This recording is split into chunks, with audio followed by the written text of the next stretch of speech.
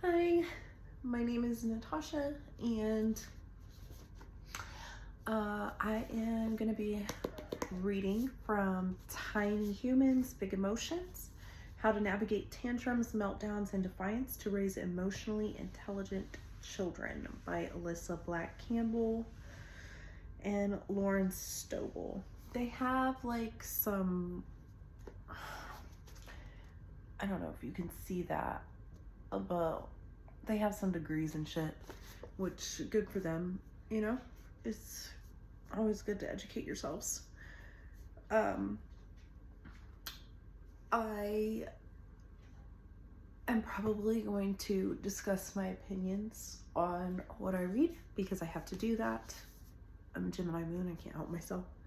If that's not for you, if that's not what you want, I'm sure you could find another content creator that's doing the same thing. I'm not sure, I don't know. But I'll be doing that here, so you know. And just real quick, the reason I decided to do this is because I think it will hold me accountable to actually read the book. I am a mother. I have 3 boys, only one of which lives with me, and I myself grew up in foster care. So this is something that's actually like super duper important to me personally. Introduction. Relationships change us, reveal us, evoke more from us. We do not live in a world that encourages separateness. Only when we join with others do our gifts become visible, even to ourselves. Margaret J. Wheatley and Myron Kellner Rogers. So this is Alyssa speaking. If you crawl under the pews to sit with Nora, you won't get a donut after church, my dad explained on our drive to church. Okay, Daddy, got it, my 3-year-old self confidently responded. Cue me 20 minutes later, crawling under the pews to sit with Nora. No one stopped me, and I was successful in my escape. Maybe they didn't even notice. After church, my mouth started to water, dreaming about that jelly-filled donut from our weekly trip to White Rose Bakery. When we went inside, my brothers all ordered, but as I went to order, my dad said, "No donut this week, you crawled under the pews." Devastated, I dropped to the floor in White Rose, sobbing and banging my fists and head on the ground. He silently carried me to the van, where my meltdown continued. The boys and Mom all came back into the van with sugar, jelly, and chocolate-covered faces, and my mom said, "Next week, maybe you won't crawl under the pews if you want a donut." From being that tiny human at White Rose Bakery to a 20-something adult teaching tiny humans, I noticed familiar patterns of discipline and response to emotional outbursts. I was raised in a power over culture, from societal messaging to my master's degree classes on classroom and behavior management. So by the time I was in charge of a classroom, it was deeply ingrained in me to try and stop big emotions from spiraling so that I didn't lose control of the situation, of the children. Sure, kids would have feelings, but it was my job to either remove them from other people, just the way my father pulled me out of the car on Donut Sunday, or not feed attention into it and let it fizzle out. This felt right to me until one day during a therapy session, my therapist made the most ridiculous statement. I wonder what that sadness is trying to tell you. Sadness doesn't tell you anything. It's just a feeling. It's a bad feeling that you can cry out while binge watching Grey's Anatomy, and then it's gone, and you can go back to regular life, I responded. Sadness doesn't feel like a part of regular life. Sadness doesn't feel like a part of regular life, she asked. I got defensive in the moment, but that therapy session changed things for me. It sparked my curiosity. Did our emotions tell us things? What does that even mean? That was the start of my journey diving into all things emotions, and it would radically shift how I experience life. I don't know. I feel like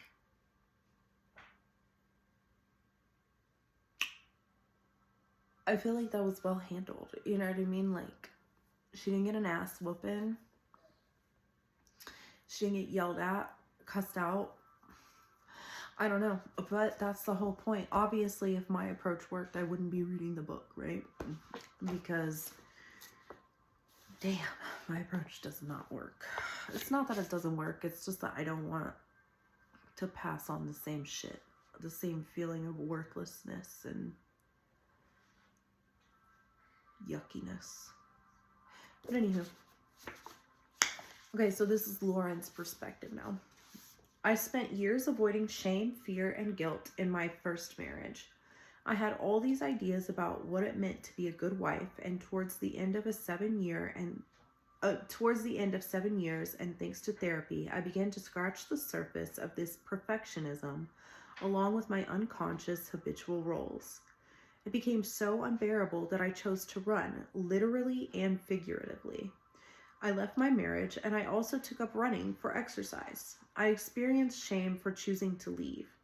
Running became my one safe place. The more I ran, the more I began to wonder what I was running from. Then a friend of mine reframed the question. I wonder what you're running to. That simple shift in thinking caused me to slow down. I kept running, but returned to therapy, mindfulness-based this time. The bulk of my work was learning to stay in challenging emotions rather than take action to avoid them, allowing myself to feel them. I was able to cry, which says a lot considering I'd cried all of 3 times in the 7 years prior. I had never allowed myself to be vulnerable enough to feel tender emotions. Now emotions felt vivid, whether painful or enjoyable, I didn't care. And I felt alive experiencing a range of them. I felt alive when I was happy. I felt alive when I was sad. I felt alive when I was calm. I started to experience what I'd read about in my meditation books. A kind of happiness that is all-encompassing and includes hard feelings. It's not the kind of happiness we read about in fairy tales. This kind of happiness was rooted in my unconditional willingness to be present when I felt something. Forgive me, it's late. It wasn't easy, but the work of it felt good. This is not to say I've reached a magical state of constant elation about life. It just means I'm a little more comfortable riding the waves. Even when I get crashed under the surface, I'm willing to get back on the board. This process enabled me to show up for children in new ways. We were at a brunch together in 2016. This is a new paragraph, so I'm assuming we means Alyssa and Lauren.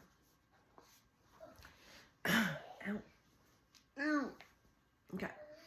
We were at a brunch together in 2016, surrounded by tiny humans, when Lauren said, I think we are doing something different and should write a book about it. We had met as new teachers at the same school. Alyssa was an infant teacher and Lauren a preschool teacher at the time. We observed each other teaching and recognized something familiar in one another. We weren't afraid of children's feelings or challenging behaviors. We both had assistant teachers requesting to be scheduled in our classrooms because they had noticed we were doing something different.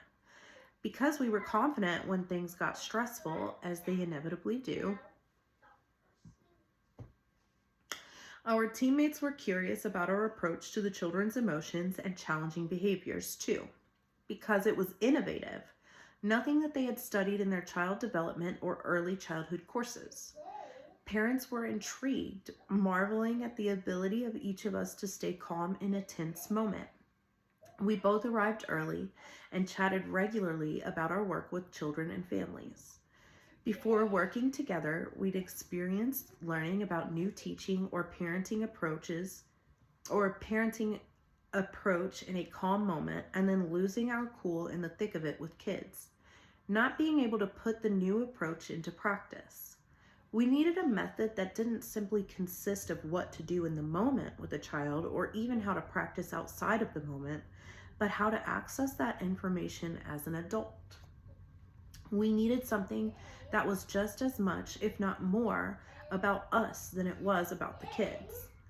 We wanted to be able to describe what we were doing. We have master's degrees in child development and early childhood education and have worked for a combined 31 plus years in the field of early childhood education. Yet the method and framework we were seeking didn't exist. So we created it. Slowly and methodically. I don't know if you guys can hear my son in the other room reading his book as well, but it's very cute. Whatever. Okay. Sorry. Back on track. Okay. Yet the method and framework we were seeking didn't exist. So we created it. Slowly and methodically, we started to unpack the steps involved in helping children understand and express their emotions. We shared stories of individual personal growth from our past that were related to emotions and had required reflection and vulnerability. We started to make connections between our personal work and our work with children and noted how we and the children processed emotions in these different contexts. We dove deeper into this work. We became even more passionate about our purpose, about the sheer importance of what we were doing. We connected over the fact that we'd both spent time and money in therapy and self-study, learning how to feel stuff and develop coping strategies because we didn't get to learn those skills as children. That shit right there. That motherfucking shit right there. Excuse my language. But yeah. Our experiences reflected those of our friends too. Our parents' generation just didn't have access to the brain science and emotion science that we do today. Parenting in the 80s still meant teaching resilience by not making a big deal out of emotions. Phrases such as turn it off or just ignore them were meant with good intentions to strengthen us. Since the 90s, we've learned that emotional intelligence skills are connected to success in relationships and at work. We want children to learn these skills early on while their brains are building a foundation. We share a vision of a future with emotionally intelligent communities. Communities where people embrace dialogue and diversity because they are comfortable with their emotions and those of others. In this world, we are raising compassionate, confident, loving children who mature into adults who can count on one another to lead and to follow intelligently, respect personal boundaries, and simultaneously reach out to those who are isolated and acknowledge their mistakes and celebrate their strengths. This shared vision further ignited our drive to do this work. It was a slow and tedious process to develop and articulate the method, but the name came early on: collaborative emotion processing.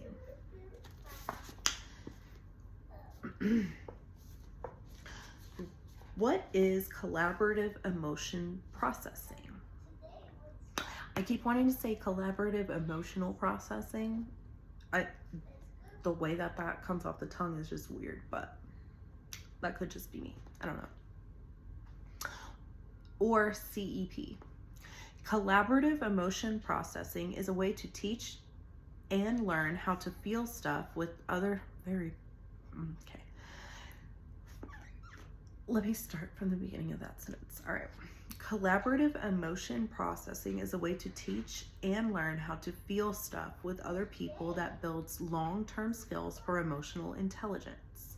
CEP is an opportunity for adults to become aware of their own emotion processing, which in turn allows and supports children to develop emotion processing experience and skills.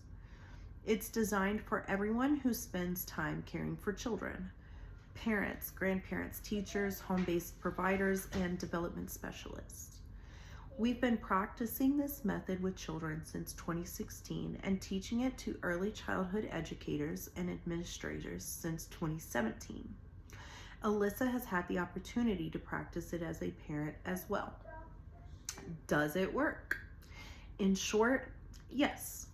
Not only have we seen results firsthand in working with children and sharing this method with educators, but in 2018, we conducted action research with our colleague, Angela Garcia, and teacher participants.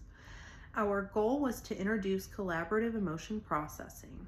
Our findings suggested that with training in CEP at the beginning of the study and reflection prompts throughout, teachers and parents became more aware of their emotions and/or there was an increase in the number of coping strategies that they knew to offer young children.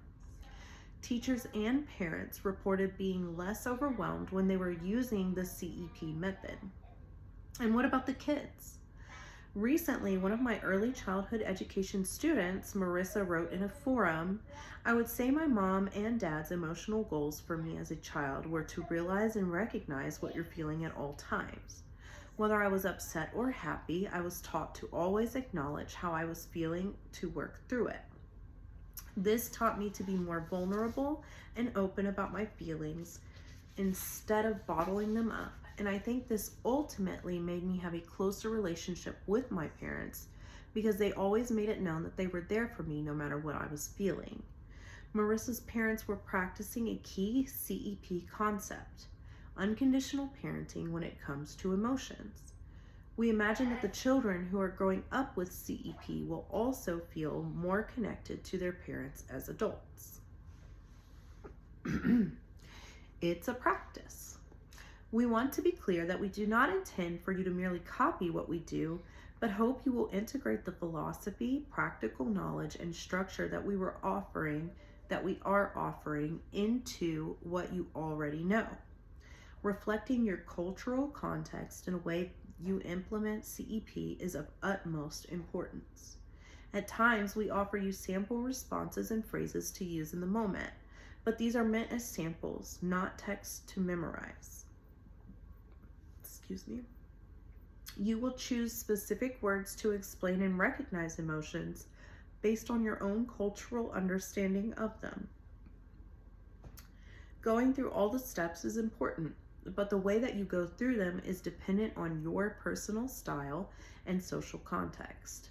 CEP is not a script you apply to make your problems disappear. It is a practice that will invite you deeper into your relationships with children and most likely the adults in your life as well, so that what you choose to say is more meaningful to you and the children you care for.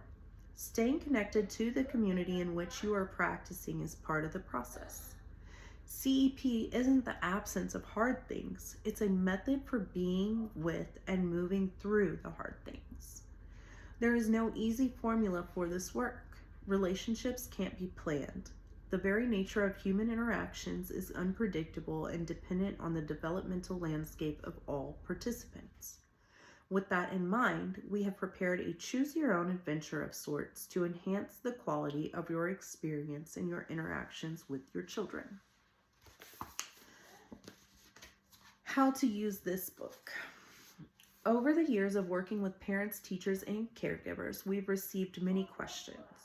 The majority of them are related to a desire to know how to handle big emotions with children, especially when these situations require decisions about holding a boundary versus reducing expectations, and when they relate to challenging behaviors. In response to requests, we've created this guidebook, which is intended for everyone who spends time caring for children.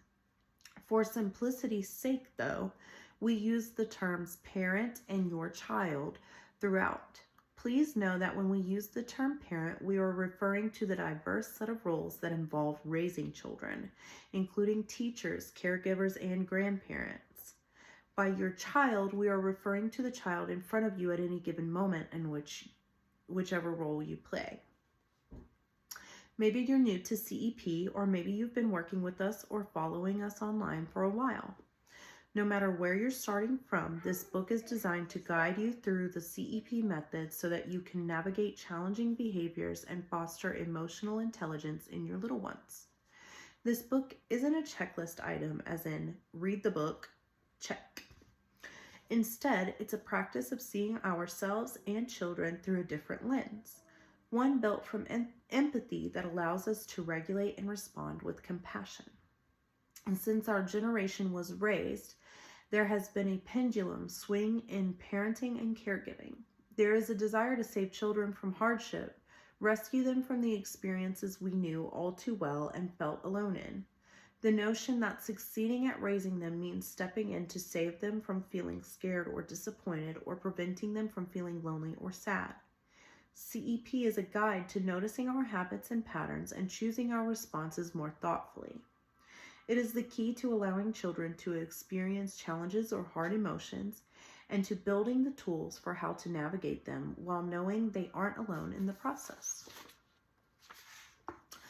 Our goal with this book is to provide a comprehensive guide to understanding emotions as well as an overview of how the CEP method works and how to apply it in your own life. The book consists of 3 parts. Parts 1 and 2 are sequential and meant to be read in order, while Part 3 is a choose what applies right now section. Part 1 dives into us, the adults, recognizing what we learned in childhood, noticing our triggers, building skills for regulating ourselves as adults, and understanding what's happening inside our brains and bodies when the tiny humans have big emotions. Part 2 is a shift to the child. You'll learn how to respond to those big emotions, reduce the frequency of meltdowns, create and hold appropriate boundaries, and ultimately connect with and support each unique child. Part 3 is an opportunity to dive into specific circumstances and frequently asked questions. It's a check this chapter out when/if it applies kind of section. From how to build empathy to supporting children through big transitions such as a new school, a move, a new sibling, divorce, or death, we've got your back with ways to be emotionally supportive. We wrap this book up with a chapter on where to begin and how to use the tools you find here. The entire book is designed for circling back over the long haul. We hope you return to relevant chapters time and time again. We've linked all the visuals from the book and bonus resources at www.seedandsow.org/more for you to dive deep into this work at your own pace. I will link that, by the way.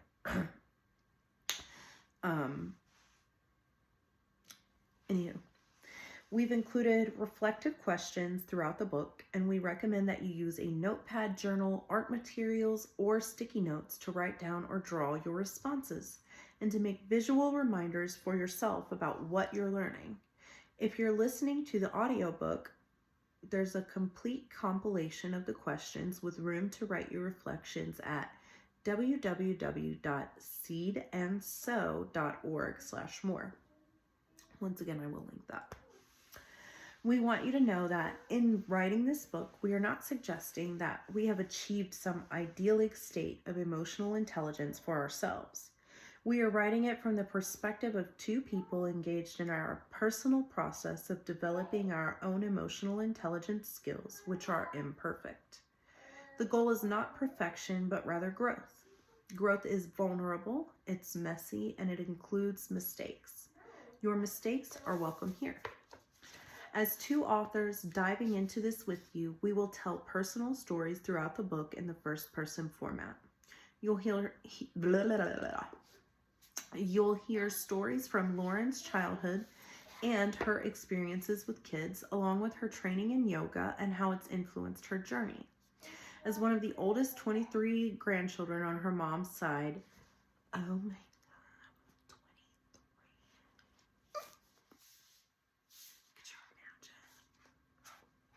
a nightmare. Okay, anyway. She was always looking after younger cousins when she was growing up. She loved to play school as a kid and still does today. This time as a college professor. Coaching teachers and families, especially with challenging behaviors, is a passion that she does through her business. Engage, feel, think, connect. You'll hear stories from Alyssa about being a mom, a wife, a teacher, a sister, and a daughter. Alyssa has had a baby on her body since she was a tiny human. She was raised in a small rural town in western New York as the only girl in a family with 4 brothers. Being in community is at her core and fills her cup. She started Seed and Sow, a movement to change the way adults experience children's emotions, and it has grown to include a global village of parents, teachers, and caregivers invested in raising emotionally intelligent humans. From the Voices of Your Village podcast, online courses, and a social media community to the S.E.E.D. certification for childhood programs, this movement has spread like wildfire, and we can feel it already. The future is emotionally intelligent.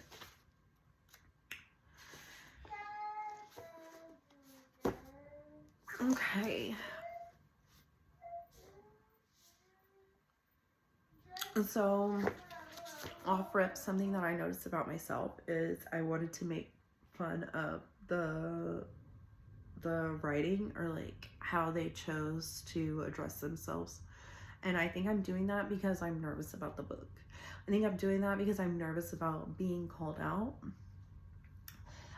Because I know that my parenting style could definitely like use some work. I definitely have taken on some of the more negative aspects of my own caregivers, and like I find myself doing some of the shit that I fucking hated having done to me. Like, hated it. And in the moment when I am doing it, when I'm like running that mouth and saying like some of the most god awful fucking shit on the face of the fucking planet, I know that I'm wrong and I like can't stop. And I hate that. And then I find myself feeling guilty after the fact,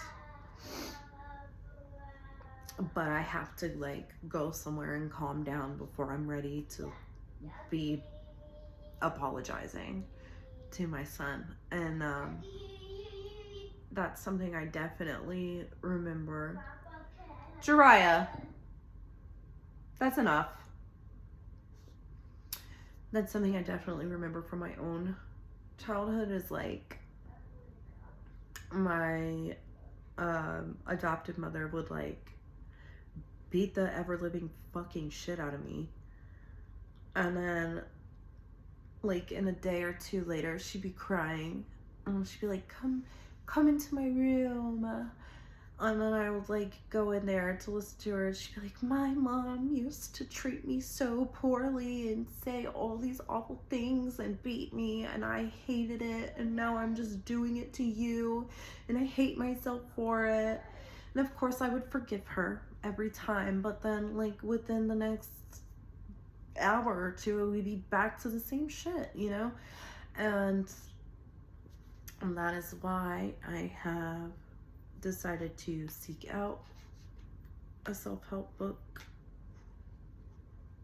especially regarding parenting, because I do not want to be her in my children's life.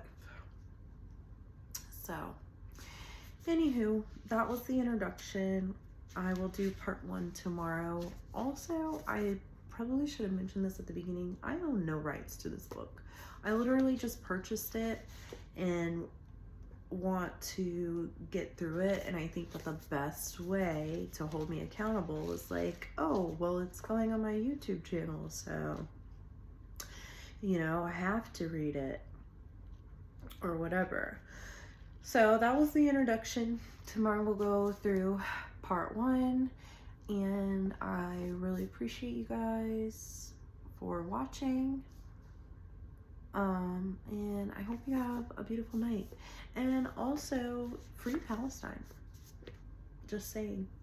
Just saying. And if you're a big Trump supporter and, you know, it's going to be a problem for you that I'm not, good.